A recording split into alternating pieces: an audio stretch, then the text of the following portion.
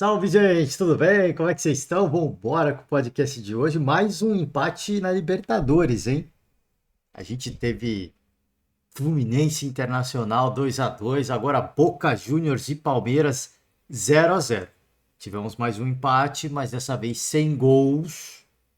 Uma partida que não teve, talvez, o entretenimento que a gente viu no dia anterior, mas uma partida com contextos de Libertadores, né? E aqui não estou querendo justificar. Eu tenho certeza. Eu não ouvi muita coisa ainda, mas eu tenho certeza que a postura do Palmeiras vai ser muito criticada também.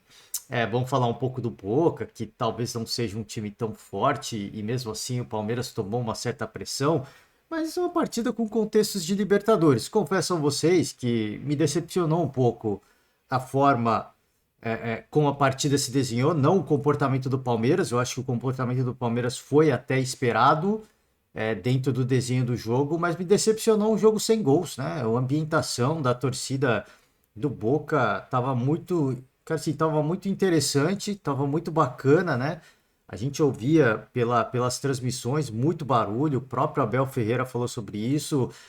O pré-jogo ouvi noticiários esportivos em vários canais do YouTube, né? De rádio, de televisão no YouTube e assim, todos eles falando, né? Do ambiente, como estava muito bacana, né? Como estava um clima até em Buenos Aires, na capital argentina, um clima até amistoso, de muita expectativa, de muita ansiedade. É óbvio que antes do jogo, quando os torcedores vão lá e estão chegando perto da famosa bomboneira, o ônibus do Palmeiras é apedrejado, como costumeiramente acontece com todas as equipes. Não estou normalizando, acho isso uma aberração, mas a Comebol não faz nada, né?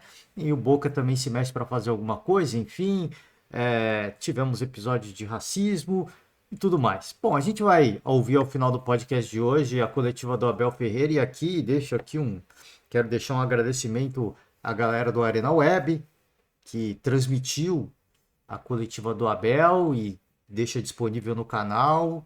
Infelizmente ainda não está presente no canal do Palmeiras, talvez um pouquinho mais de tempo apareça lá. Eu até gravo um podcast bem depois do jogo para aparecer, porque eles não podem mostrar nada, né, do estádio, não é permitido. Então, muitas vezes as equipes levam tempo para pôr o vídeo. Eu até esperei, mas como não tem, nós vamos deixar uma moral para a Arena Web, como sempre fazemos, como tradicionalmente fazemos aqui, tá? Então, o convite de antemão ao torcedor palmeirense. A gente vai chegar lá, a gente vai ouvir o Abel. Não gostei muito da coletiva do Abel, né? Assim, umas respostas, as mesmas críticas que eu fiz ao Diniz ontem, eu vou fazer o Abel hoje de novo, né? Assim, os repórteres fazem as perguntas cara, assim, cara, perguntas honestas, né? Como eu falei ontem do Diniz, e existe uma necessidade de rebater e de refutar, uma necessidade obsessiva, né? Obsessiva, eu não sei. Eu não sei o que acontece. Não estou aqui dizendo que os treinadores têm algum tipo de problema na saúde mental, mas, cara, essa vaidade, eu não sei. Eu peço para, por favor, se tem algum amigo do canal que conheça um pouco mais dos mistérios da mente, né, da psicologia, da psicanálise, para me explicar.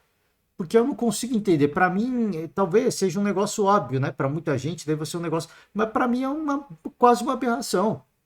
É perguntado uma coisa sobre um jogador, sobre uma opção tática, e a resposta ela vem com muita ironia, com muita arrogância. Eu não consigo entender, né? Nenhum momento, não, nenhum momento não, mas assim, pelo menos em várias perguntas, são perguntas simples de, cara, de dúvida mesmo, não de deboche, não de questionamento, é apenas uma pergunta para entender e para que o treinador explique dentro do que estava acontecendo do jogo, o que ele pensou, né? Aí vem um repórter, o Abel costuma falar isso, pergunta muito boa, pergunta muito inteligente. Cara, uma pergunta assim, por que fulano não ciclano? É uma pergunta tão inteligente quanto. Depende de como você interpreta. Você vai ser inteligente de olhar e falar, cara, naquele momento do jogo eu tava vendo isso, isso e aquilo, ou você pode ser um pouco menos inteligente e achar que está sendo criticado e rebater com enfim, com discordialidade. Eu não estou aqui dizendo que alguém é mais inteligente ou menos inteligente. Eu só estou falando que é tudo uma questão de ponto de vista, né? Um ponto de vista. Enfim, fica aqui a nossa abertura, tá? Fica a nossa abertura, mas pro torcedor do Palmeiras, eu sei que o torcedor é fanático pelo Abel, eu sou um grande fã do Abel, nunca neguei, e aqui a gente vai elogiar o que tem que ser elogiado. Eu só não consigo entender esse comportamento defensivo, cara, essa necessidade, né, de rebater. Gente, assim, é a pergunta do torcedor. Porque como o Abel fala, assim, eu sou o treinador, eu estudei para isso, vocês não. E é verdade. Por isso que as perguntas são feitas. A gente não estu... O repórter que está lá, ele acompanha o futebol, mas muitos não são especialistas, não são comentaristas do jogo. A pergunta é simplesmente para que você explique por que isso e por que não aquilo. Ah, o jogo tá aí, vocês analisam. Então, mas se você é o conhecedor, explique para a gente, por favor, né? Porque o Abel entende de futebol, eu falei ontem, o Fernando Diniz entende de futebol 1 trilhão, 1 zilhão de vezes mais do que eu, o Abel também. Então as perguntas que eu ouço, às vezes algumas ficam um pouco cansativas, entendo, né? Entendo que às vezes as perguntas são cansativas, mas eu não acho que é num tom de crítica, ou sincero, eu posso estar sendo muito ingênuo, né? Eu posso estar sendo muito ingênuo, mas para mim não são em tom de crítica, de questionar o trabalho do cara, é simplesmente que, poxa, por que não foi perguntado da garotada? Por que não um sangue novo? Uma velocidade. E aí não é criticar quem estava lá ou o que estava acontecendo no jogo, é apenas assim, poxa, se colocasse um pouquinho mais de velocidade. Aí vai pro Abel, cara, assim, pô, um garoto muito jovem, né? Um jogo muito pesado, bomboneira. Eu não quero dar essa carga de responsabilidade, senão seria crueldade da minha parte. E se o garoto vai mal, seria covardia.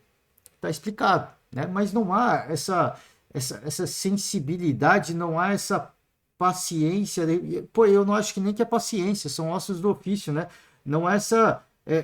Pô, eu não tô falando que ninguém é antiético, mas, cara, assim, não há essa ética, né, do trabalho, de você ter um pouquinho de. Poxa, eu sou treinador, eu vejo jogo diferente, eu estou no dia a dia, eles não acompanham o treino, eu vou explicar o que está acontecendo, né?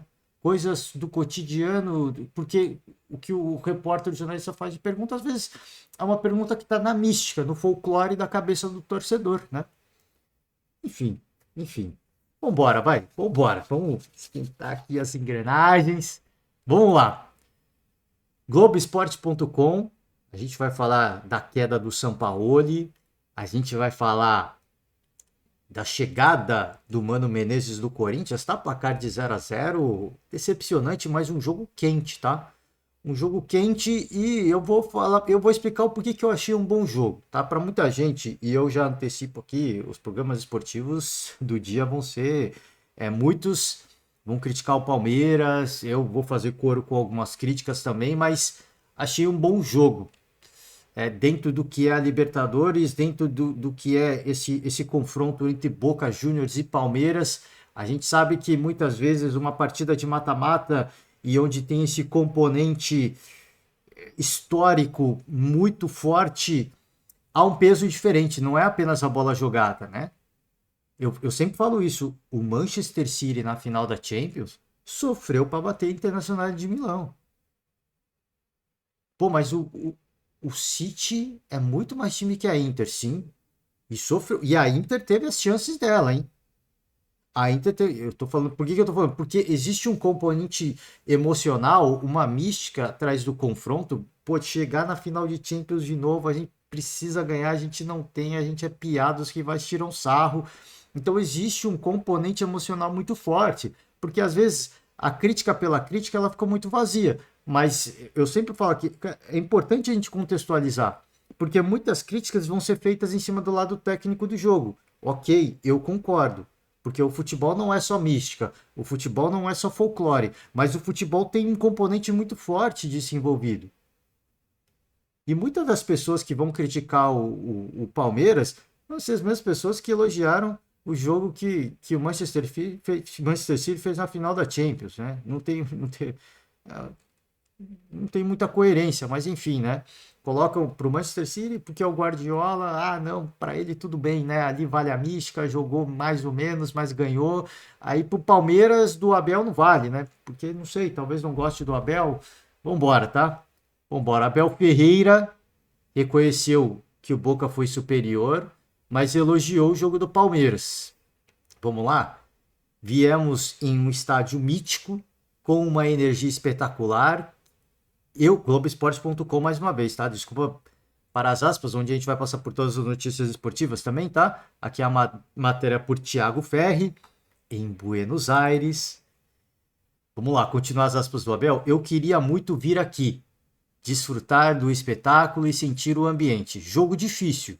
Jogo de semifinal da Libertadores, o Boca foi ligeiramente superior em sua casa, o Everton fez uma grande defesa, nas transições que fizemos fomos mais agressivos, poderíamos ter feito os gols, mas agora é acreditar. Vamos jogar em casa, os meus jogadores precisam ter calma, saber que a equipe tem a melhor campanha e nasceu para fazer história. Agora é a nossa casa. O Abel ele tem essa coisa de brincar com o lado místico, né? Essa questão de jogar em casa, de fazer história. Eu gosto muito, porque como eu falo, o futebol, e a gente que gosta de ver o futebol bem jogado, é importante falar sobre o lado técnico do jogo, o que está acontecendo, o desenho tático, mas não tem como dissociar essa coisa, essa paixão, essa coisa, sabe, que beira, às vezes, o misticismo chega muito perto, assim, de ser uma religião, e para muita gente é, de fato, uma religião, né? Vamos lá. Temos uma equipe muito equilibrada, que defende desde o centroavante até o goleiro. Para acompanhar competições desse nível, você precisa ser consistente. O Everton fez um jogo equilibrado, fez uma grande defesa e nossa equipe coletivamente foi bem defensivamente. Saímos para o contra-ataque, conseguimos duas finalizações assim, mas o jogo foi difícil. Do jeito que o Abel fala aqui na primeira pergunta, parece que o Palmeiras teve uma série de oportunidades, né? O Palmeiras teve pouquíssimas chances, apenas 2 chutes ao gol. Talvez pudesse ter sido um pouquinho mais feliz, talvez o Palmeiras inicia melhor o jogo, o Boca começa a crescer, domina o primeiro tempo e no segundo tempo já começa a ficar um jogo mais equilibrado, o Boca um pouquinho mais incisivo, um pouquinho mais objetivo, com um pouquinho mais de vontade. Sentiu o Palmeiras no segundo tempo. O Palmeiras no primeiro tempo disse, cara, vamos se defender e jogar na transição. No segundo tempo, acho que foi um Palmeiras de, cara, vamos segurar o empate mesmo? Vamos segurar um empate mesmo? Vamos trabalhar com isso e levar para decisão em casa. Porque aqui, cara, com esse torcedor fazendo barulho, até para se comunicar dentro de campo, pode ter uma dificuldade, a gente não pode errar, então vamos focar num objetivo de curto prazo, que não é legal, que não é o ideal, e vamos levar isso aqui para casa, porque lá a vibe, a força do torcedor vai se inverter, né? Então, eu acho que foi mais ou menos isso. Por que que eu gostei do jogo, tá? Por que que eu gostei do... O Palmeiras, para mim, foi uma grande decepção. Eu esperava um Palmeiras um pouquinho mais ousado, talvez, ou que acertasse um pouquinho mais de transição. Eu imaginava que o Palmeiras fosse jogar mais defensivo mesmo, mas eu imaginava que o Palmeiras fosse ter um pouquinho mais de transição. E como eu disse, até por mérito do Boca também, a gente pode dizer assim, mas o Palmeiras não teve muitas transições, né? Não teve muitas transições, errava muito, quando rifava essa bola perdia muito rápido, então chegou um momento que até tentou controlar mais a bola, mas sempre que tentava o lançamento errava muito, né? Assim, e eram erros crassos, né? O Abel muda a escalação, não os jogadores, não muda a escalação é jogadores, né? O Abel muda a formação tática, tá? Ele não mudou a escalação, ele mudou a formação tática. E isso me surpreendeu. Ele fala, pô, isso surpreendeu o Boca, me surpreendeu também. Ele entra com uma linha de 3 zagueiros, né? O Marcos Rocha aí fazendo uma linha de 3 zagueiros e o Piquerez vira meio campo. Então o Palmeiras que jogava costumeiramente com o 4-3-3 jogou com o 3-5-2. Jogou 3-5-2. Ficou Murilo, Gustavo Gomes e Marcos Rocha na zaga. Marcos Rocha que é lateral, de ofício, né? Virou um terceiro zagueiro.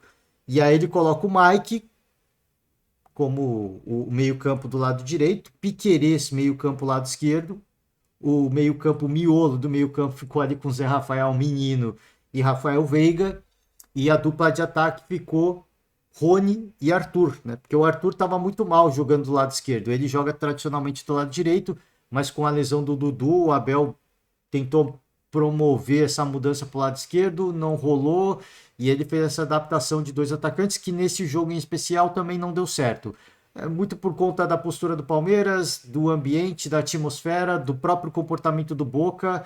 E antes da bola rolar, é engraçado, né? Antes da bola rolar, a prévia do jogo, né? Por isso que eu nem falei do Boca, porque se eu não acompanho o time, eu prefiro não ficar falando muito. Mas a gente, ouvindo alguns comentaristas, nossa, esse time do Boca é horroroso. É um dos piores times do Boca da história. Eu não sei como é que o Boca chegou na semifinal. O Boca é o nono colocado. Nono, alguma coisa assim. É o nono colocado do campeonato argentino. Mauro César Pereira, grande jornalista esportivo, rubro-negro, né? Muito torcedor palmeirense não gosta dele. Mas o Mauro fala sempre sobre isso, cara.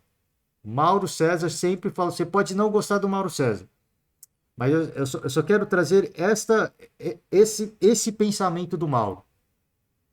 Comparar um time, o que um time faz na competição nacional e projetar isso na Libertadores, isso não existe.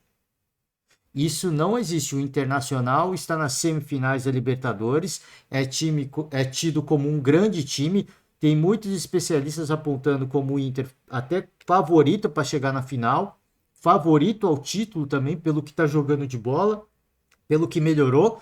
E olha a situação do Inter na tabela do Campeonato Brasileiro. Então, você imagina assim, os adversários olhando para o Internacional, né? O River Plate, por exemplo, que o Internacional passou por cima do River. Ah, olha lá, trocou de treinador agora. Tá lá no meio, tá no miolo da tabela do Campeonato Brasileiro, time ruim do caramba, né? Mauro César sempre fala isso. Não use o campeonato local como parâmetro para você dizer o que esse time vai jogar ou não na Libertadores. Aí sim, tá bom. Então, se a gente vai olhar para Libertadores, campanha do Boca é muito ruim. Sim, a campanha do Boca é muito ruim. Então, esse jogo foi, cara, se os caras jogaram o que eles nunca jogaram, eu não sei. De verdade, eu não sei, porque eu não acompanho o Boca. Eu não acompanho o Boca Juniors, mas então esse time do Boca jogou tudo, assim, nada do que eles praticaram dentro de campo foi feito em nenhum momento da temporada. Foi um jogo espírita, totalmente atípico, aquele jogo que cai do céu. Foi mais ou menos, e pode acontecer, tá? E pode, não tô falando que não é passível de acontecer, mas imagina assim, o Flamengo, né? O Flamengo é inexplicável. Fez um grande jogo contra o Grêmio, um jogo excelente contra o Botafogo no Newton Santos e depois mais nada, né? Pode acontecer, pode de ter feito um jogo espírita, pode acontecer. Mas assim, isso é uma pergunta, eu não estou debochando, mas assim, então tudo que o Boca jogou o jogo do ano, assim, nada do que aconteceu foi visto durante a temporada do Boca Juniors. É isso, então, porque é um time horrível, né? Tá no topo da tabela do Campeonato Argentino. A campanha na Libertadores, obviamente, foi muito errática, é verdade, eu concordo, mas e aí, né? Para você cravar que esse time do Boca é horroroso, que é um dos piores Bocas da história, poxa, você tem que ver todo o jogo. E tem que ver todos os jogos, não ver melhores momentos. Você tem que ver todos os jogos. Por isso que eu prefiro não falar. E eu também não vou na onda. Eu não vou na onda. Nem fiz a prévia, porque, cara, fazer a prévia o torcedor, no lado místico, talvez seja mais inteligente do que, não, o time meia boca, né? Talvez, cara. O torcedor, na sua paixão, que não tem nada de irracional, é apenas a paixão, que apenas do folclore, do futebol, de entender que é uma semifinal de duas grandes camisas. Esse torcedor talvez tenha feito uma leitura de jogo mais precisa do que muitos especialistas, né? E aí, não tô criticando, gente. Eu estou falando que eu acho que muita gente fala sem olhar, tá? Eu acho que muita gente fala sem olhar, porque eu já falei, eu citei algumas vezes aqui no podcast. Eu tenho um colega argentino e ele é torcedor do Boca. E vira e mexe eu converso com ele, né? Eu perguntei, faz um tempo atrás, antes do Boca chegar na semifinal, perguntei para ele como é que tá o Cavani. pô, o Cavani tá bem pra caraca. Parece que ele nem saiu da Europa. Aí você olha assim, as estatísticas do Cavani, um gol em não sei quantos jogos, né? Mas ele falou, cara, assim, eu falei, pô, então, sei lá, né? Às vezes é torcedor, tá meio louco. E aí você vê, eu vi as críticas imediatamente após o jogo. Eu vi alguns comentaristas. Ah, que o Palmeiras jogou muito mal, que o Palmeiras não tem repertório, que não sei o que, tomou pressão do Boca. Fui falar com esse colega após o jogo. Fui falar com esse colega após o jogo. E aí, cara? Cara, que jogo tenso. Não, tenso pra gente, né? Eu falei. Não, não, não. Tenso pra gente. Mas como assim, cara? O Boca jogou melhor? Não, mas foi tenso. Então você vê que, cara, é preciso. Por isso que eu falo assim: você fazer. A gente tem que ser objetivo na nossa vida, tá? E o futebol tem que ser analisado do lado técnico. Mas o futebol não é só isso. Né? Quem fala só do lado técnico talvez exclua o fator do porquê que o futebol é um dos o esporte mais popular, se não um dos mais populares do mundo. Que é o imponderável, que é o lado do torcedor, que é a mística, que é um confronto difícil, de duas camisas que no histórico o Palmeiras nunca eliminou o Boca. Tudo isso entra dentro de campo. Existe essa preocupação, esse racional, o torcedor vai junto, o Abel tá lá também, sentiu a atmosfera, os jogadores, o torcedor vai lá apreensivo e o torcedor do Boca também, cara, né?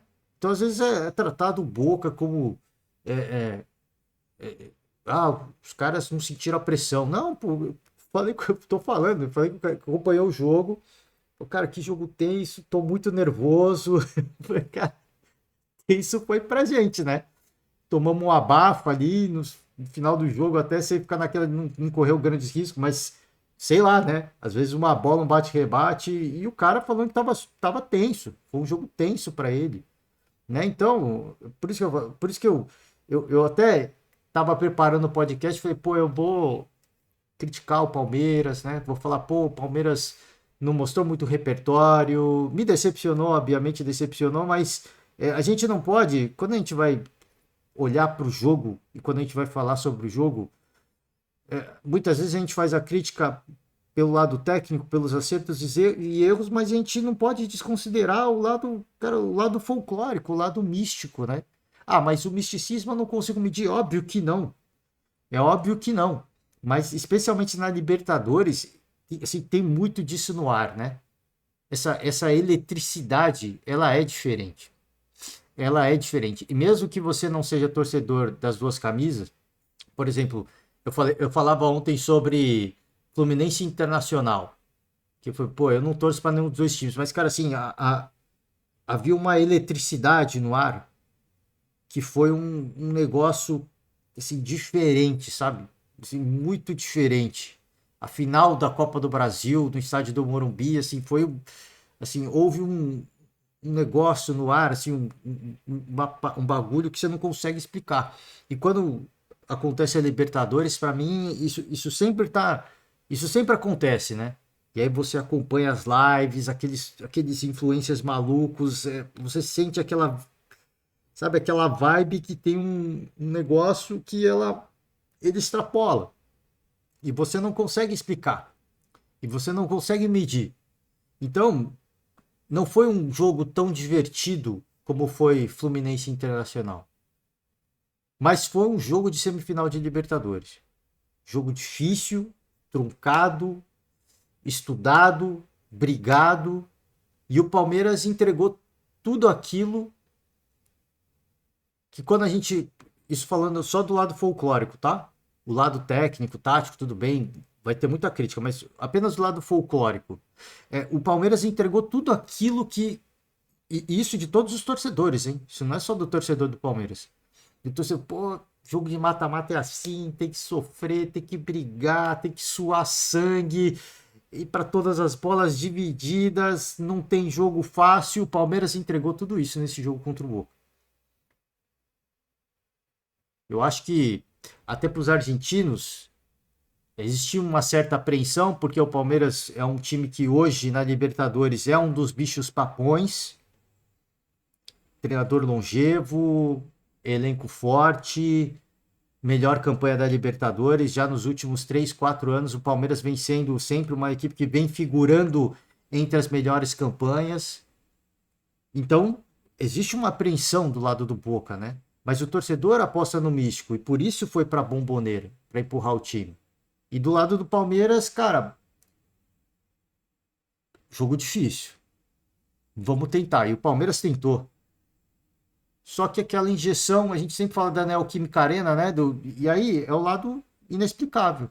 Porque a gente fala do Corinthians na Neoquímica, fala, pô, o Corinthians na Neoquímica, tal, a pressão do torcedor e tudo mais. E a pressão do torcedor é no sentido de empurrar o seu time e intimidar o adversário.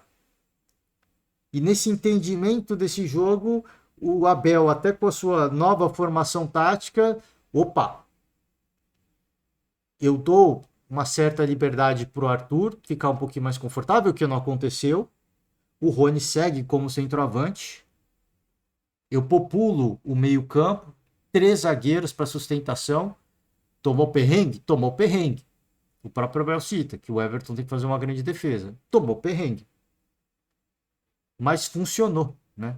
Funcionou. E aí, pro lado técnico, você pode falar, pô, faltou repertório, pô, mas quando o Palmeiras perdeu o Dudu, muita gente falou. O Palmeiras perdeu a grande referência do seu ataque.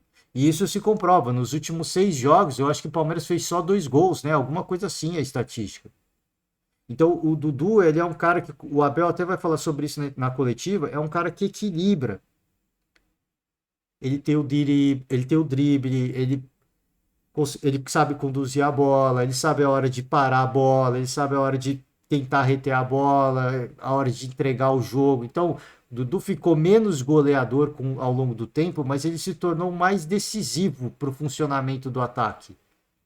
Dando assistência, ou chamando marcação, ou chamando jogadas que os outros não conseguem. Né? E aí, pô, por que não tenta a garotada? Pô, por que não promove a garotada? Eu, de certa forma, até concordo com algumas coisas e eu já critiquei o Abel sobre isso. Quem foi um dos grandes destaques do Boca Júnior no jogo contra o Palmeiras? Foi o tal de Valentim Barco. Esse atleta tem apenas 19 anos. Esse atleta tem apenas 19 anos e fez um salseiro do caramba. O Palmeiras tem uma das melhores, se não a melhor base do Brasil. As mais vitoriosas dos últimos anos. E o Palmeiras não consegue ter um protagonista da sua base. Por isso eu digo assim, vale a crítica? Eu acho que vale a crítica. Era jogo para base? Agora não, cara. Agora não é jogo para garotada. Esse jogo não é para garotada. Então, para quem acha que tinha que pôr o Hendrick mais cedo, tinha que pôr... quem que ele pôs? Ele pôs Luiz Guilherme, tinha que pôr mais cedo. Não tinha que pôr mais cedo. Não se joga uma responsabilidade desse tamanho por um atleta por um atleta que ainda é um garoto, né? É um garoto, é uma criança, né? Não se faz isso. Eu entendo o lado do torcedor de que ele pode entrar, mas o Barco, como eu citei, ele vem jogando bem há muito tempo no Boca. O Vitor Roque no Atlético Paranaense vem jogando muito bem. Aí a crítica que a gente pode fazer ao trabalho do Abel é por que o Abel não coloca mais a garotada para jogar campeonato estadual, para jogar campeonato brasileiro. Essa crítica eu acho que vale. Mas para um jogo de semifinal de Libertadores contra o Boca na Bomboneira, não é jogo para um garoto da base. Não é hora de testar. É a classificação que está valendo. Mas se for nos pênaltis, a chance de perder é grande, porque o goleiro do Boca pega muito pênalti. Sim, a chance é grande, mas é melhor você pagar para ver na penalidade do que jogar a responsabilidade num garoto. O garoto pode entrar e arrebentar? Pode, mas quando que o Luiz Guilherme, quando que o Hendrick arrebentou? O Hendrick fez um grande jogo contra o Corinthians. Ele teve oportunidades depois, ele arrebentou? Mas o Abel não dá mais sequência. Sim, então essa é a crítica que essa é a crítica que eu faço coro. Por que ele não dá mais sequência? Por que ele não dá mais confiança? Por que ele não deixa o garoto jogar mais? Talvez ele esteja blindando? Sim, talvez. Eu imagino que sim. Mas se ele não der autonomia para essa garotada chamar a responsabilidade, eles nunca vão crescer. Então, às vezes, o Abel possa estar até sendo super protetor, mas é igual um pai com um filho. Se você não ensinar para o garoto, para o seu filho, dos problemas do mundo, ele nunca vai aprender que o mundo é assim, que o mundo tem seus problemas. Então, acho que isso falta. Mas não é numa semifinal de Libertadores contra o Boca que você vai testar isso, né? Ah, quero ver se esse garoto tá pronto para a vida. Vou pôr na semifinal da Libertadores, né? Não, não é jogo para isso, né? Ele pode até pôr, pode até acontecer. E eu acho que que tem a brincadeira do torcedor, né? O Abel tem o plano. Eu acho que vai acontecer alguma coisa diferente no jogo no Allianz Parque. O Abel vai colocar alguma cartada. Ele tem essas paradas, o Abel. Ele tem essas paradas. Eu acho que no jogo da volta contra o Boca vai ter alguma coisa diferente. Algum jogador inesperado vai aparecer. Eu não sei quem. Não sei se pode ser o Breno Lopes no ataque, ao lado do Rony. Pode ser que ele tente o colombiano, o Richard Rios. De repente até começar com o Endrick, não sei. Eu acho que alguma coisa diferente vai acontecer. Eu acho que alguma coisa diferente vai acontecer no jogo da volta. Mas vai ser um só. Vai ser uma mudança apenas. Para tentar surpreender o Boca Juniors, tá? Vamos lá?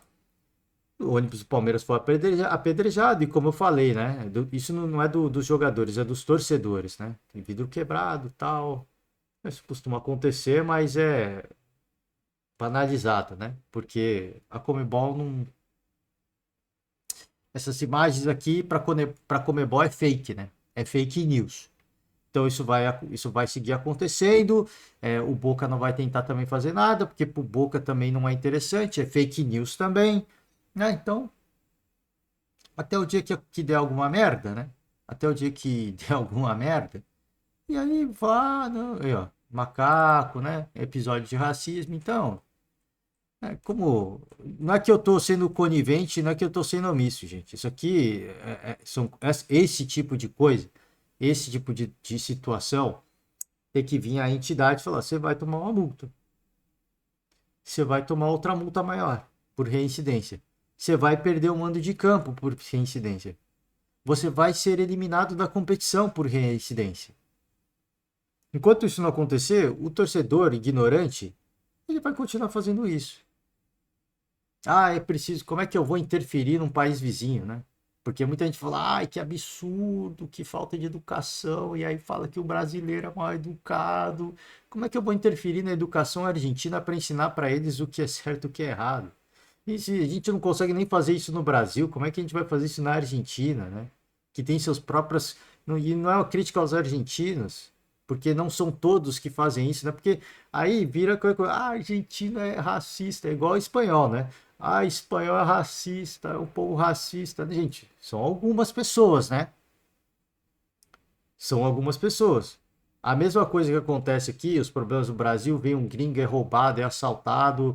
Ah, o Brasil é um país violento, o povo é muito mal educado, que não sei o que. Não. Mas a gente não é mal educado. Algumas pessoas são mal educadas, né?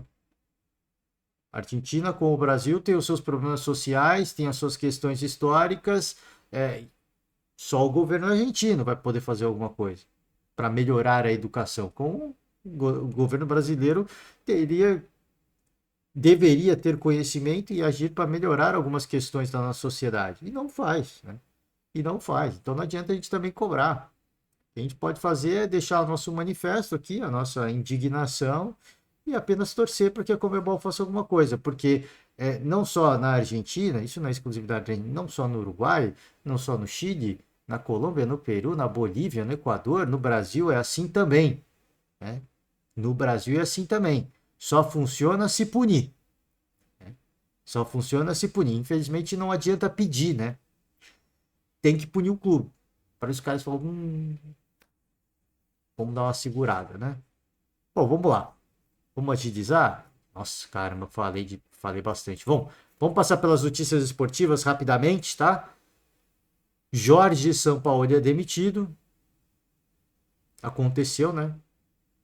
Era uma questão de tempo. Por Gabriela Moreira e Letícia Marques. Aconteceu, era uma questão de tempo. a questão do Tite. Eu acho que a questão do Flamengo tentar seduzir o Tite, eu acho que acelerou o processo de demissão do Sampaoli. Hum, não ia acontecer, não ia avançar muita coisa enquanto o Flamengo tivesse com o treinador. Então vai agora com o Mário Jorge, deve ir até o final da temporada com o interino. O treinador Mário Jorge, né, que treinou o Flamengo no jogo contra a Copa do Brasil, Maringá, era o Maringá, se eu não me engano, né? Enfim, teve mais um jogo do Campeonato Brasileiro depois que eu esqueci quem foi. E aí o Flamengo venceu, se eu não me engano, né? Vai de Mário Jorge mesmo, é o que tem. E aí fica com o caminho aberto, né? Ó, Tite, já estamos sem treinador agora, tá? Enfim, né? Foi bem rápida, bem tranquila, um advogado e mais uma outra pessoa. Foi bem rápida até pelo assunto. Vamos lá. Vida que segue. Vamos fazer o que temos que fazer. E negou ter aberto conversas para contratar Tite. Aí, né? Aí acredita quem quiser, né? Acredita quem quiser. Bom, como o São Paulo ele tinha contrato até o fim de 2024, e quando foi anunciada a contratação do São Paulo, eu achei que daria certo, mas eu critiquei esse tempo de contrato. Foi, cara, final de 2024. Você tá trocando de treinador e você tá pagando multas rescisórias, é o final desse ano. É o final desse ano. Só que, não sei, acho que havia tanta convicção de que ia dar certo. Vamos fechar pro final do ano que vem, né? Que aí, se tudo der certo, a gente garante mais um ano, né? O problema é que se tudo der errado, você paga multa rescisória alta e o clube vai ter que pagar dessa vez cerca de 9,5 milhões de reais. Tá bom para você? Para o Sampaoli, certamente deve ser uma delícia, né? O fim de ano do Sampaoli está garantido. Bom, aqui apenas para trazer alguns números do Flamengo: 167 dias no Ninho do Urubu. Vamos lá. 5 meses, 39 jogos, 39 escalações diferentes, 20 vitórias, 11 empates e 8 derrotas. Aqui o aproveitamento não é tão ruim, tá? Não, de verdade, o aproveitamento não é tão ruim. Vai falar que esse aproveitamento é horrível? Acho que não, né? O problema foi os resultados esportivos. O problema foi os resultados esportivos. Bom, Everton Ribeiro recebe sondagens de clubes, mas prioriza o Flamengo, que ainda não abriu conversa, né? Eu acho que muito das renovações que vão ser negociadas vai depender do novo treinador. Então acho que o Flamengo vai tentar acelerar o máximo que der, né? Se vai fechar com o Tite, se não vai. Olha, eu já falei sobre isso ontem e eu vou voltar a repetir, cara.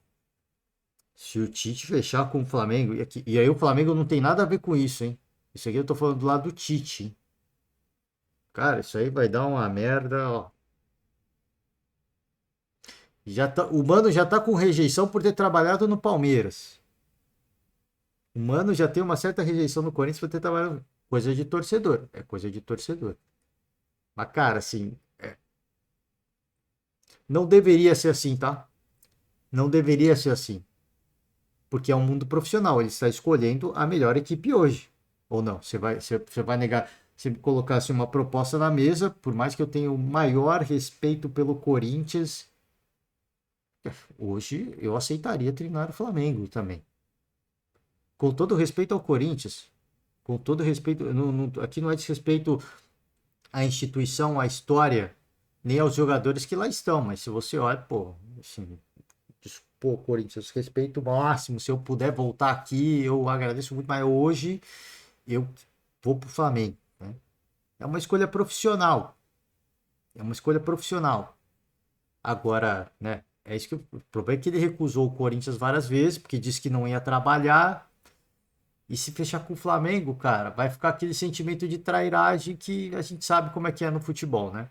Ah, não deveria ser assim, não deveria ser assim, mas é assim. Não adianta a gente falar só o que deveria ser.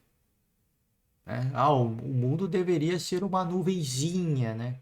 O mundo deveria ser um algodão doce, uma delícia, fofinho, bonito, mas o mundo não é assim, cara. O mundo às vezes é assim. A nossa vida às vezes é assim. Mas na grande maioria das vezes o mundo é tomar chuva, passar frio, pisar na lama, pisa na merda do cachorro que fez as necessidades na rua. É assim, a vida é assim, cara. Normalmente é, né? Você apanha mais do que você apanha mais do que qualquer outra coisa, né? Esse é o mundo real. Esse é o mundo real.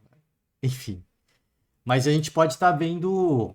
Que eu queria falar, eu acho que muita coisa depende do novo treinador, se é que vai ser o Tite, né? Mas independentemente de quem seja, a gente pode estar até de repente vendo o fim de uma era no Flamengo. A gente pode estar diante do fim de uma era. Desses jogadores mega campeões no Flamengo, que ganharam tudo.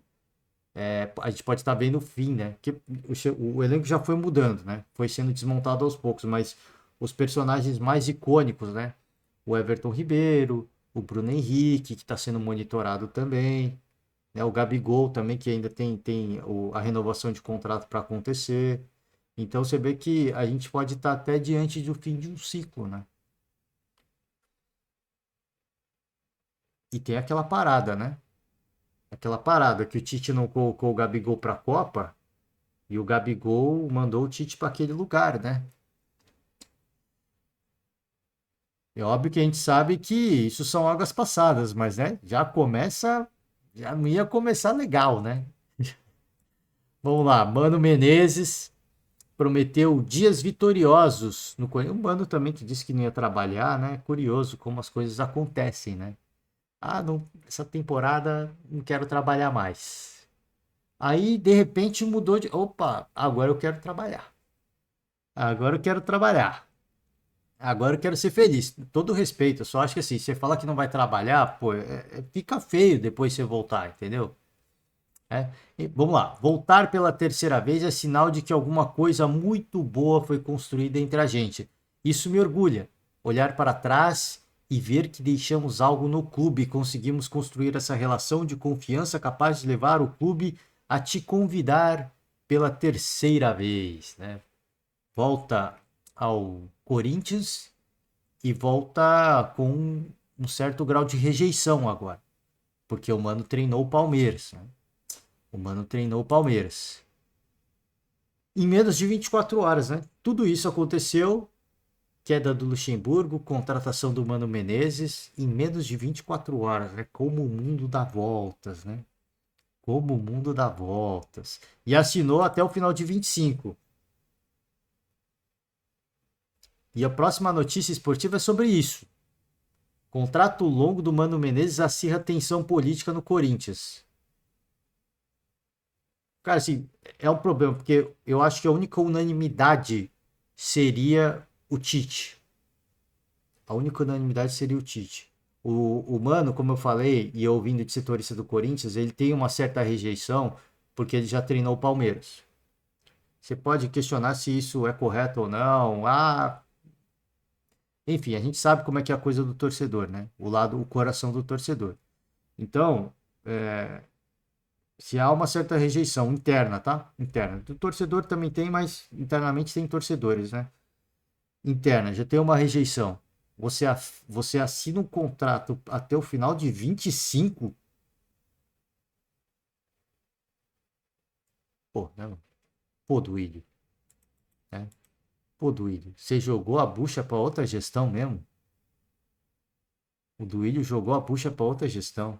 Não que o presidente do clube não possa fazer isso, tá? Só que normalmente o presidente ele assina o contrato até o final do mandato dele, para justamente a próxima gestão decidir, pô, quero continuar ou não quero continuar. Normalmente não se faz isso, é só uma cordialidade, né?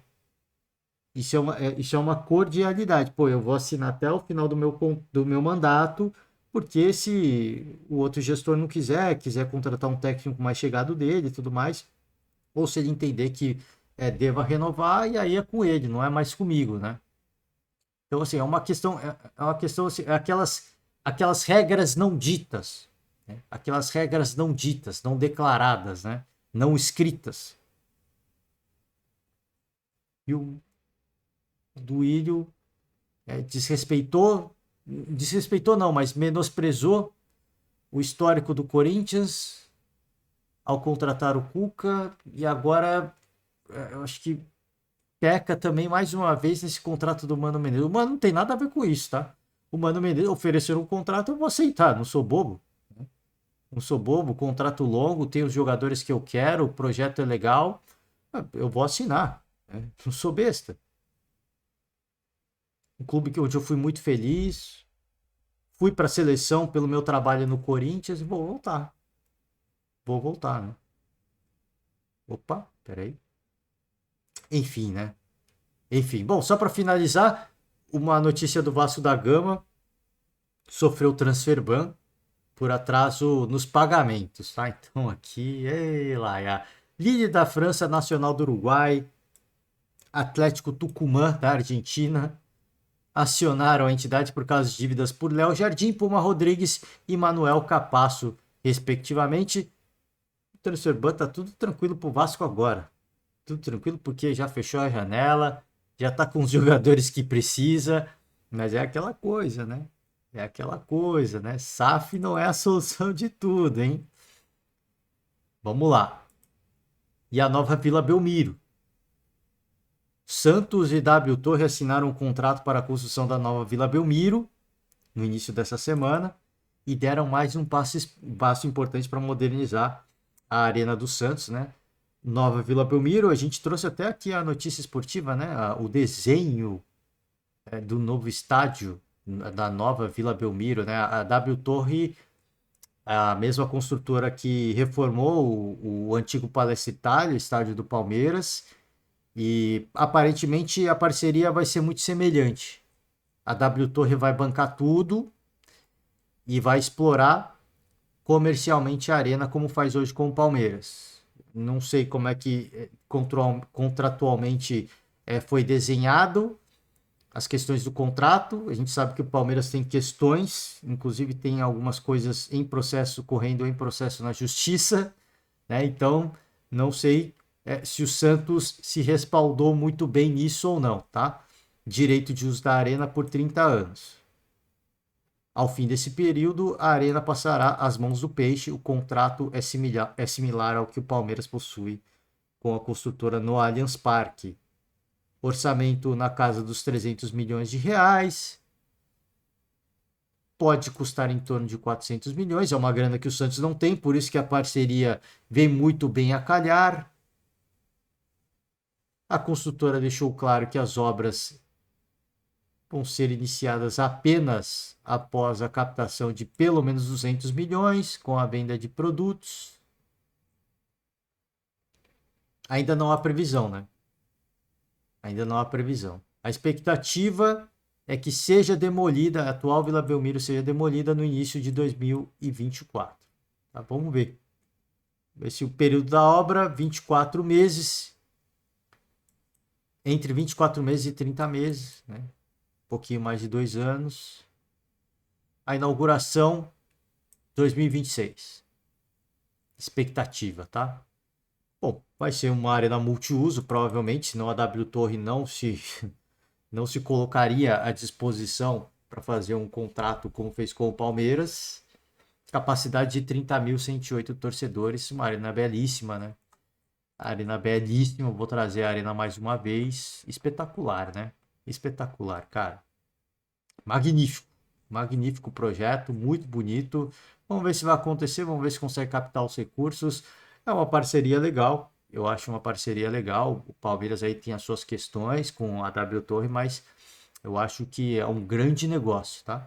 Você não paga nada, tem uma arena moderna, bonita, modernizada, tem a parceria de 30 anos, mas eu acho que se paga, tá? Ao longo do tempo eu acho que se paga. É isso.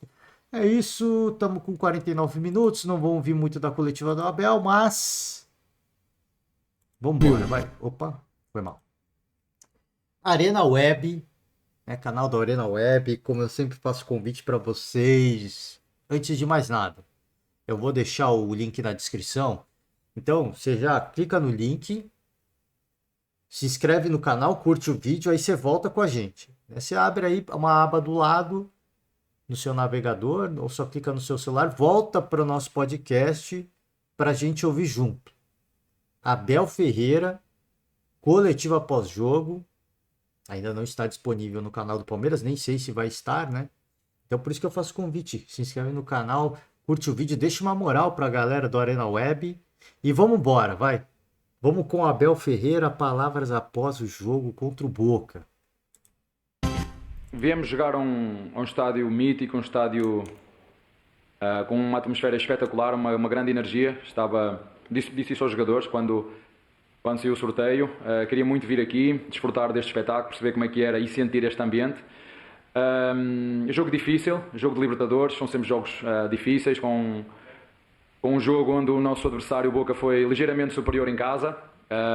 Teve uma grande oportunidade na segunda parte em que o Everton fez uma grande defesa. Penso que nas transições que tivemos podíamos ter sido bem mais agressivos e no último terço poder fazer golos, mas é acreditar, agora em nossa casa. Os meus jogadores terem calma, perceberem que fomos a equipa que fez a melhor campanha, que fez mais golos, que tem uma série de recordes, que nasceu para fazer história, e disse-lhes a eles: nós vamos continuar a fazer história e agora é nossa casa para decidir. Bom, aqui aquela primeira aspas que eu trouxe, né, que a gente leu junto, e é mais ou menos, o Abel foi pro lado folclórico mesmo, né? É um estádio místico, tal. O Boca teve uma grande oportunidade na segunda etapa.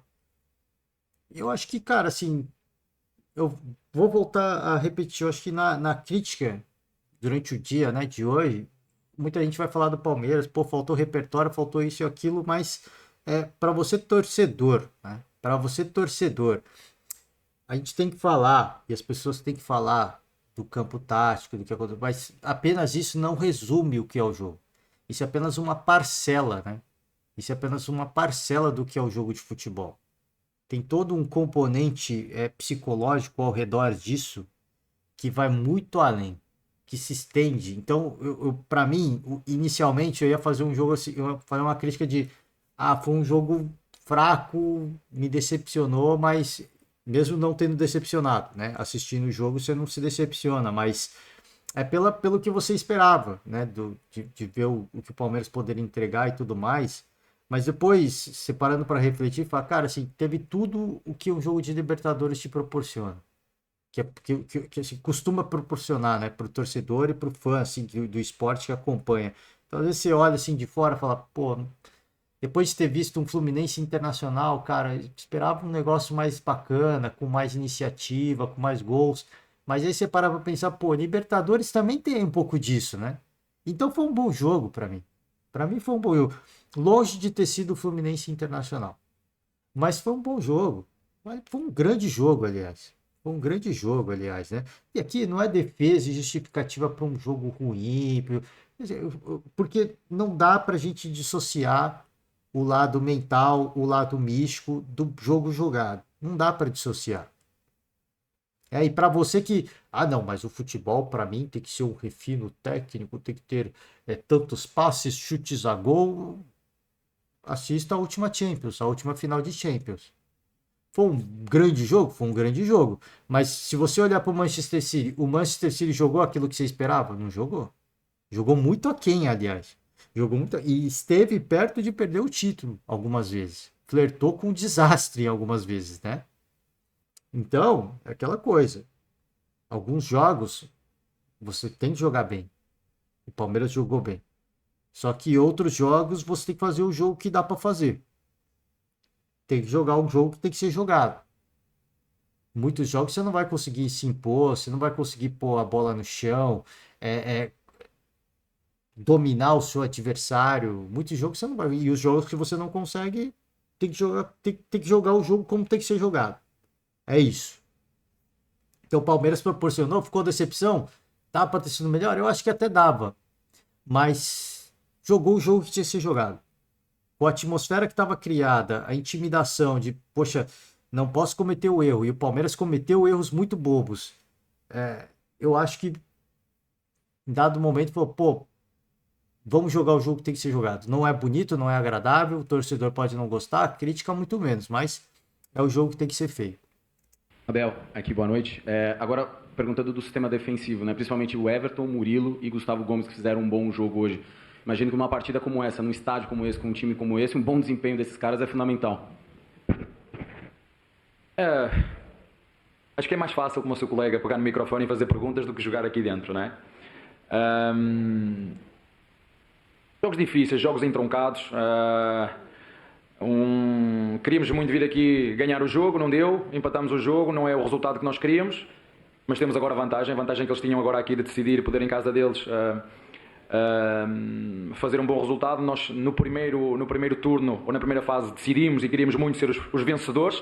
E já o fomos o ano passado e este ano também, para ter essa vantagem para poder decidir em casa. Foi um jogo, como te disse, fizemos um jogo consistente, um jogo equilibrado, com ligeiro ascendente do nosso adversário. E agora vamos aproveitar a vantagem de estar a jogar em casa, com o nosso público, conhecemos bem os cantos da nossa casa e aproveitar essa vantagem para ganharmos o jogo e passarmos à final, que esse é o nosso objetivo. Abel Regis, Tifose 14. Que ficou bravo ali, né? Seu colega, né? Prefere falar coisas, perguntar coisas do que, né? Primeiro que ele não é jogador, né? E aqui já fica a primeira que o Abel ele gosta de ser irônico, né? Ele gosta que primeiro que o cara não é jogador, ele é jornalista, ele é pago para isso, né? Esse é o trabalho dele. E muitas vezes, volto a repetir, tem torcedor que fica bravo, tal, porque o Abel fica bravo. Os jornalistas muitas vezes eles olham o termômetro nas redes sociais e eles perguntam baseados nisso. Não estou falando que todos fazem isso, eu estou falando que alguns fazem isso. Não sei se esse foi o caso, tá? Eu só estou dizendo que muitas vezes o cara pega e fala, ó, seu torcedor no Twitter, eu passei por 50 tweets de torcedores palmeirenses. Em 20, sei lá, eles estão se fazendo essa pergunta. Então eu queria trazer essa pergunta para você. Talvez eu acho que seria uma forma de, não sei, de fazer o cara enxergar que muitas vezes as perguntas não são em tom de criticar, de degradar ou diminuir o trabalho. Às vezes é uma pergunta, olha, honesta, queria entender o que aconteceu no jogo e tal. E como eu falei, pô, antes da bola rolar, o Palmeiras é mais time, fez a melhor campanha do Boca, time horrível do Boca, um dos piores Bocas da história. Isso você ouvindo os especialistas da bola falando, né? Então o cara chega na coletiva, mas... Porque isso, para alguns torcedores, até gera uma expectativa que, é um jogo ganhável, né? É um jogo ganhável. E aí, quando empata, o torcedor se pergunta, o que aconteceu? O Palmeiras muito apático, né? Eu aceitando muito o jogo do Boca. Mas porque a atmosfera em volta. E é isso que as pessoas não veem, né? E o Abel falou na primeira resposta que a gente ouviu aqui. Essa atmosfera em volta, ela influencia. Porque o futebol não é... Os caras não jogam com fone de ouvido. Eles não estão alheios ao barulho do estádio, né? A energia do público. 14. Abel, eu queria que você falasse da decisão de inverter o posicionamento do Arthur, ir lá para a direita, e o Veiga um pouco mais centralizado, com o Rony pela esquerda. Por que dessa mudança dos últimos jogos para hoje? E Olha, eu gostava de ter mais opções, infelizmente não temos. Dudu lesionou-se, era um ponta que nos podia dar outra largura, não temos que olhar para as soluções que temos e de uma coisa podem ter a certeza. Hoje aqui jogaram os melhores jogadores para defrontar o Boca. É só isso que tenho para vos dizer. Aqui, ó, ele ficou bravo com essa pergunta. Para mim é uma pergunta comum. Pergunta comum. Aliás, para mim foi uma boa pergunta. De que, poxa, você voltou com o Arthur para o lado direito, o Veiga ficou mais centralizado, né, no meio campo. O Palmeiras jogou com 5 jogadores no meio campo, né? 3-5-2. O Arthur fez dupla de ataque com o Rony. A pergunta é assim, o Abel, talvez ele tenha entendido como uma crítica pela resposta dele. São jogadores que estão às vezes à disposição, vamos jogar e tal, beleza. Só que, cara, ele muda o esquema tático. Então a pergunta que se faz é qual que foi a proposta? Assim, você queria jogar com uma linha de 3-5-2 para dar mais sustentação defensiva? Como é que é? Para dar mais liberdade para o Veiga? Ter mais aproximação? Eu não sei. Por isso que a pergunta, eu acho que até é uma boa pergunta.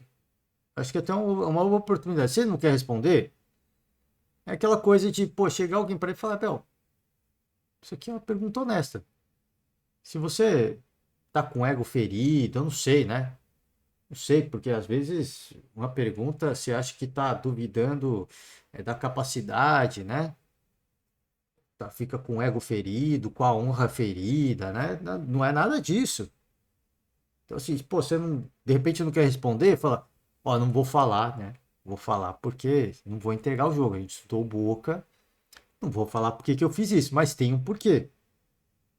Pros, pros mais sagazes, vocês assistam o jogo de novo, vocês vão ver algumas coisinhas ali. Mas eu não vou falar. Então a pergunta assim, é uma boa pergunta até para mim. É uma boa pergunta. Por que que você trocou? Enfim, tentar deixar alguém mais próximo do Rony, deixar o Arthur mais próximo da sua posição, não de origem, mas onde ele rende um pouco mais.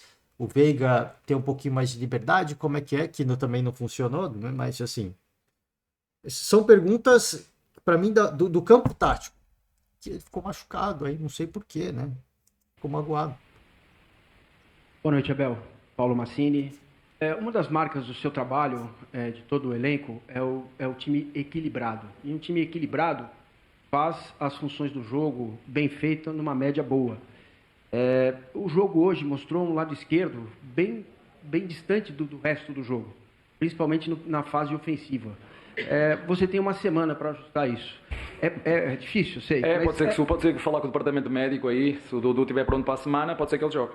Então, mas dentro das opções que você tem... Aqui, ó. Aí já ficou bravo, cara. A pergunta é, pô... Aí ele falou, pô, fala com o departamento médico, vê se o Dudu pode jogar. A pergunta assim, cara, eu não consigo entender. Dá vontade de, mano, arrancar a cara, mano. Não sei, velho. Pô, não dá, gente. É isso que a gente tem. É isso que a gente tá tentando jogar, que tá tentando praticar. A gente perdeu um jogador, um pilar da equipe. A gente tá tentando trocar. Aí a pergunta é, pô, o que dá pra fazer? Não sei, cara. É só falar assim, cara, se você não sabe, eu também não sei. Eu não sei, cara, por que que se dói, cara? Pô, de verdade, eu não sei, cara, assim, galera os amigos do canal aí, pelo amor de Deus, se vocês conhecem alguém que, pô, que entende dos mistérios da mente humana, né? De psicologia, até de psicanálise, me explicar o porquê, né? Às vezes você tem um episódio na infância e isso te causa um gatilho. Eu não sei, cara. Eu não sei. Assim, eu não consigo, cara. Não é possível. Eu acho que eu sou muito inocente, cara. Eu sou muito inocente de achar que é uma pergunta normal. Eu não consigo entender, cara. De verdade. Eu tô falando aqui honestamente. Sim, é possível pensar em alguma outra coisa? Qual? Você sabe qual pode dar ali? Pode me ajudar? Eu posso tentar, se Então você ajude-me permitir. lá. Ajuda. Talvez jogar nesse modelo, com dois homens, o Rony e o Hendrick. Para ter E quem é que joga na esquerda? Então, aí teria uma adaptação. Seria o Rony mais pela esquerda. E eu senti também o Veiga um pouquinho longe do ataque, do meia, das jogadas de ataque. Pô, vou voltar aqui, ó. Olha que, cara... Mano, vou te falar a verdade, velho. Sim, vou te falar a verdade. Me desculpe o torcedor do Palmeiras de novo. Sim, o Abel, ele tá ficando assim um treinador muito profissional. Não tô falando como pessoa, tá? Profissional. Ele tá ficando um treinador muito arrogante, cara. Ele tá ficando um treinador muito arrogante, cara. Essa atitude dele, ele não falou com palavras, mas pra mim, assim, cara, assim, olha a merda que você tá falando. É óbvio que o cara vai falar bobagem. É óbvio que. E assim, cara, assim, pra que isso, cara? Né? Tipo assim, não tem ninguém te constrangendo. Só estão fazendo perguntas, não tem ninguém te constrangendo. Cara, assim, isso que ele faz, mano. É o que eu falei, cara. Pô, eu não sei. Bom, enfim, não vou falar. Eu só acho que assim, ele tá se tornando um cara muito arrogante. Tá se tornando um cara muito arrogante. Né? Como profissional. Como profissional. Apenas isso. Tá? Apenas isso. Mas, enfim. E, de novo, desculpa ao torcedor palmeirense. Acho que é um grande treinador, acho que é um grande personagem, faz bem ao futebol, né? Mas não só ele, tá? Falei do Diniz ontem também. né? Assim, a gente tem, infelizmente, alguns treinadores do nosso futebol que eles estão se tornando cada vez mais arrogantes. Eles, não sei, eles estão se achando acima do bem e do mal, de repente. Achando que sabe tudo, né? Mas não ganham tudo, né? É engraçado que tanto o Diniz quanto o Abel, eu acho que eles estão seguindo por um mesmo caminho. Ficando extremamente arrogantes, mas não ganham tudo, né? Não ganham tudo. É curioso, assim. Então, eles sabem tudo da bola, mas também não ganham tudo. Como é que é, né? Então, assim, o jornalista é muito burro? Desculpa, assim, ele não falou que o jornalista é burro. É uma pergunta que eu me faço aos amigos aqui. Então, o jornalista que está fazendo essa pergunta é um burro, né? Ele é um imbecil. Não sei nem quem perguntou. Com todo respeito, eu não estou nem falando que ele é isso, tá? E nem estou falando que o Abel falou isso, mas, assim, a pergunta quer dizer, o cara é um ignorante, né? É um burro. Um imbecil. Não sei, é a pergunta que ele está fazendo. Que idiota, né? Gente, com todo respeito, eu não tô xingando ninguém. Eu só tô perguntando, cara, porque eu acho que, às vezes, eu acho que eu tô sendo muito inocente. Sabe? Eu olho e falo, pô, não é possível, cara. Eu acho que eu que tô sendo muito inocente. Enfim, né? Enfim, vambora. Do ataque, do meia, das jogadas de ataque. Foi isso que eu vi. Essas são as dúvidas que eu tenho. Eu queria saber eu também de vocês. tenho muitas dúvidas, mas a minha função é escolher e olhar para o elenco que eu tenho, acreditar no elenco que eu tenho. Desde que eu cheguei ao Palmeiras, o que eu faço é dar o meu melhor, juntamente com os meus jogadores, arranjar as soluções quando temos jogadores lesionados, potenciar moleques. Hoje é isso que vocês têm que valorizar. Hoje jogou aqui em casa do Boca o Luís Guilherme, entrou o Fabinho, e nós para estes jogos precisamos de jogadores pesados, jogadores com experiência. Vejam a média de idades das equipas que jogaram estas duas semifinais.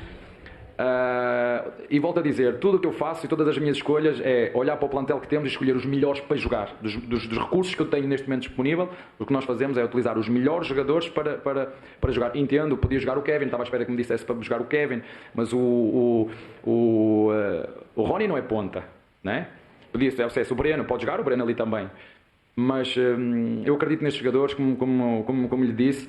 Gostava de ter mais opções, mas os moleques que temos no banco, estes jogos também os ajudam a crescer e tenho a certeza absoluta, se nós precisarmos de irreverência, nós vamos voltar a fazer o que já fizemos e ser competitivos como fomos hoje aqui. E agora, como te disse, é usar a vantagem que temos de jogar em casa perante o nosso público para passar à final, é isso que nós queremos. Bom, citou alguns nomes aí, tá? A única coisa que me chama a atenção dessa resposta do Abel é que ele fala assim, trabalho dele é escolher os melhores, é óbvio, né? Ele tem muitas dúvidas também, não tenho dúvidas disso. Agora ele fala assim, potencializar os garotos da base. Talvez seja um dos objetivos dele. Mas essa é uma crítica que eu faço ao trabalho do Abel. Não é só do Abel, aqui o Abel ele é o líder, né, do projeto esportivo Palmeiras. Por isso que eu falo Abel. Mas assim, quando eu falo Abel, entendam agora, né? Agora, entendam auxiliar técnico, todo o conjunto de profissionais envolvidos na transição de um garoto da base para o profissional. Que garoto da base, na era Abel Ferreira, se tornou um protagonista do Palmeiras. O Danilo já era protagonista. O Gabriel Menino, que é titular hoje, já era protagonista. Então, esses não valem. Esses foram revelados pelo Luxemburgo. Eu digo, na era Abel Ferreira. Qual garoto da base? Inclusive, o Gabriel Menino foi desvalorizado. O Patrick de Paula também foi desvalorizado pelo que ele arrebentou e estourou. O Verón já foi um dos jogadores mais valiosos da base do Palmeiras. Então, em vez de potencializar, a era Abel Ferreira até desvalorizou alguns atletas. E aí, não estou falando que é culpa deles, né? Muitos atletas, a gente sabe, se perderam na vida. Isso faz parte. Né? Mas é o que eu estou falando, assim, a única crítica que eu faço para mim é um grande trabalho. Mas ele fala assim, gostaria de ter mais opções. Isso é uma escolha do Abel, de ter elencos curtos. Ele já falou várias vezes em coletiva sobre isso. Ele já questionou a falta de contratações de peso? Já. Mas ele sempre falou que ele prefere ter elencos curtos, para que não tenha um jogador no banco fazendo bico, porque não joga. Então isso é uma escolha dele, hein? Escolha dele. Então talvez o Abel junto com o Palmeiras, entenda que, olha, vou ficar com o garoto da base. Porque eu sei que se ele ficar no banco, ele não vai ficar bravo. Ele vai ficar chateado. Mas ele não vai fazer biquinho, não vai fazer panelinha, não vai tentar me derrubar. Eu faço uma coletiva aqui, exponho o moleque, né? Falo que a seleção brasileira deixou ele deslumbrado. Falo que o Endrick foi vendido, mas quando for pro Real Madrid vai ter que reaprender a jogar futebol. Mais ou menos isso, né? Não sei as palavras exatas aqui, as aspas exatas. É muito mais fácil, né?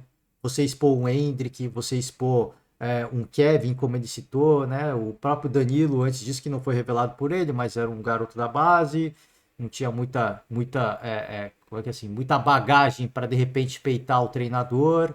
Agora, o Palmeiras tem um atleta de seleção brasileira que há muito tempo não joga bola. Que há muito tempo não joga bola.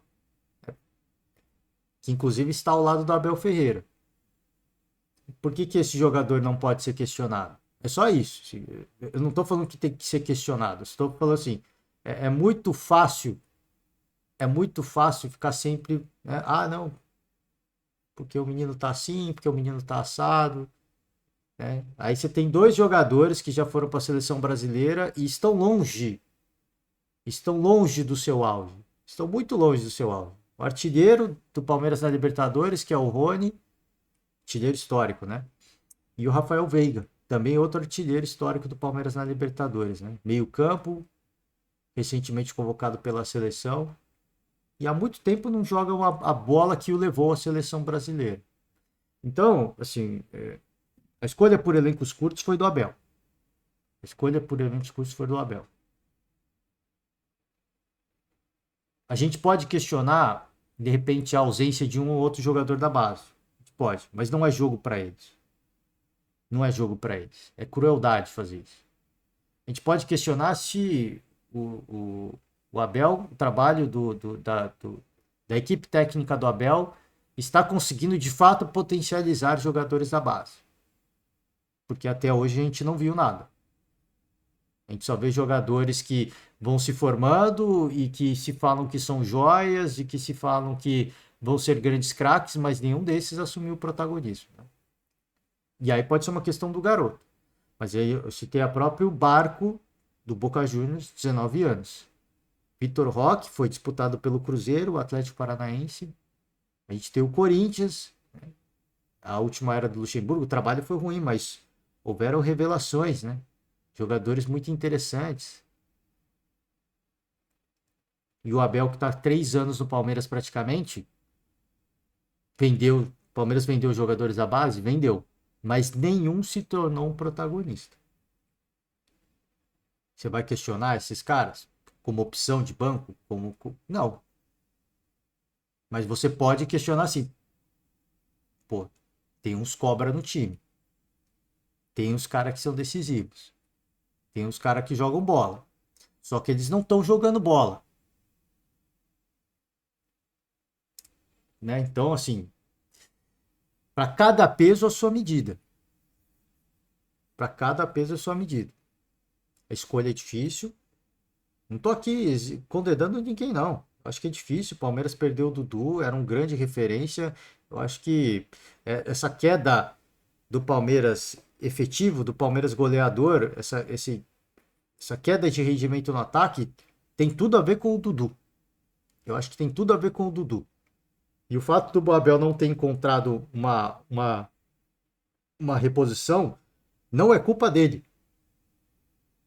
Não é culpa inteiramente dele, é culpa de todo mundo, né? É culpa da gestão que não contrata, do próprio Abel que quer ter um elenco curto, porque o Abel, até onde a gente sabe, ele só queria um 5 que não chegou. Aí você pode criticar a gestão palmeirense. Ele queria só um 5, não chegou. Ele não queria nenhum outro jogador. Ele não queria um ponta. O que ele queria mesmo, talvez ele quisesse uma reposição para o Scarpa, mas ele sabe que seria difícil. Então ele aceitou o Arthur. Mas talvez a única posição que ele queria mesmo, que ele deixou nas entrelinhas em coletivos, é um número 5, uma reposição para o Danilo. Apenas isso. Então ele prefere ter elencos curtos. Não encontrar uma reposição faz parte, talvez, de um erro de planejamento dele e do próprio Palmeiras. mas é um jogador diferente. Quem que é a reposição do Dudu? Ou Bruno Henrique seria uma reposição pro Dudu. Mas quanto que custa essa reposição? Dá para ter 2 jogadores desse naipe no elenco? Pô, é difícil. Se pro Flamengo é difícil, você imagina pro Palmeiras. E aqui não é desmerecer o Palmeiras, não. É pela grana, né? É pela grana que custa. Então é difícil fazer essa escolha. É difícil achar esse jogador. Você perder um jogador como o Dudu é um baque muito grande. E as escolhas são difíceis. Mas a resposta eu acho que tem que ser essa. Como ele fez agora. Não pôr a mão na cara. Ai, que não sei o quê. Pô, né? Assim, o final, a resposta, talvez só isso valesse. Pô, é difícil, cara. Difícil. Eu não tiro o coelho da cartola. Não se perde um jogador como o Dudu e tá tudo certo. Não se perde um jogador como o Danilo e tá tudo certo. Não se perde um jogador como Scarpa e tá tudo certo. Eu encontro soluções. A gente vem se virando. A gente vem fazendo acontecer. Mas, para toda mudança, é preciso tempo. E o Abel vai encontrar uma solução. Eu não tenho dúvida disso. É um profissional diferente. É um profissional acima da média. Ele vai encontrar solução. Só que para encontrar solução vai levar tempo. Enfim, tá, gente? Ó, vou finalizar o podcast de hoje. Me delonguei um pouco mais, porque a gente passou falando muito tempo de Palmeiras, né? Passamos por várias notícias esportivas. Peço desculpas pelo longo podcast. Vamos lá, né? Vamos lá. Torcedor. Eu sei que a expectativa tá alta, mas agora é hora de apostar na superstição, né? Apostar na superstição. Aquele velho convite que eu sempre faço, apostar na superstição, lembrar que o Abel tem um plano e eu acho que ele tem um plano. Eu acho que ele vai aprontar uma no jogo da volta. Não sei se com um garoto da base, talvez ele entre com o que eu citei, né? O Richard Rios, talvez o Rony e ele opte por deixar o Arthur no banco, fazer alguma mudança. Eu acho que vai acontecer. E ele tem um plano. Então, a mística, cara. O futebol, hoje o tema do podcast de hoje foi esse. O futebol tem a mística. E o torcedor tem a sua superstição. Então é hora de começar a fazer superstição. O Abel tem um plano. E o torcedor tem que acreditar. Tá certo, gente? Ó, mais uma vez, perdão pelo longo podcast. Eu encerro por hoje. Você que nos acompanha até aqui, peço para deixar uma moral pra gente, tá? Encerro por hoje. Vamos respirar.